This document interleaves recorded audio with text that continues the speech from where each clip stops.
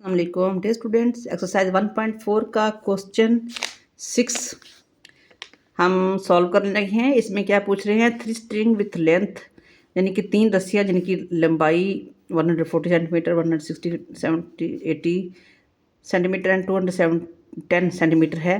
तो इनको कट करना है, ठीक है। Cut the pieces same length. तो कंडीशन क्या बताई है उन्होंने कि मतलब उनकी जो काटना है तो उनकी सेम लेंथ हो, यानी एक जितनी बराबर की लंबाई हो उनकी। Find the greatest length of pieces if in no string in left over. तो मतलब हमें ऐसा इतनी लंबाई उसकी रखनी है कि आखिर में कोई पीस भी ना बचे, ठीक है ना। तो हम इनको इसी तरीके से इसी मेथड से हल करते हैं कि हमने कितने हिसाब से और किस तरीके से प्रोसेस से हम करेंगे, हल इनको करेंगे।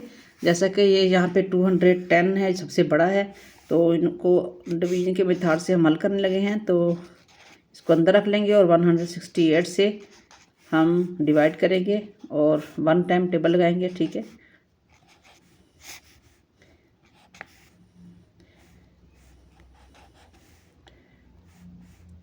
ठीक है, अभी 168 को अंदर रख लेते हैं और 42 से का टेबल लगाते हैं। 42 का टेबल कितने टाइम लगा सकते हैं हम, तो रफ कम में आप करके चेक कर लीजिएगा कितनी मतलब टेबल लगा सकते हैं। तो हम 4 टाइम टेबल लगा सकते हैं। 4 2 ज़ा 8, 4 4 ज़ा 16, ठीक है। तो ये कैंसिल हो गया। अभी आ गया 42 हमारे पास। तो अभी हम क्या करते हैं, जो दूसरा था नंबर वो क्या था 140, तो हम उसको भी इसी 40 से 2 से करेंगे, सही है।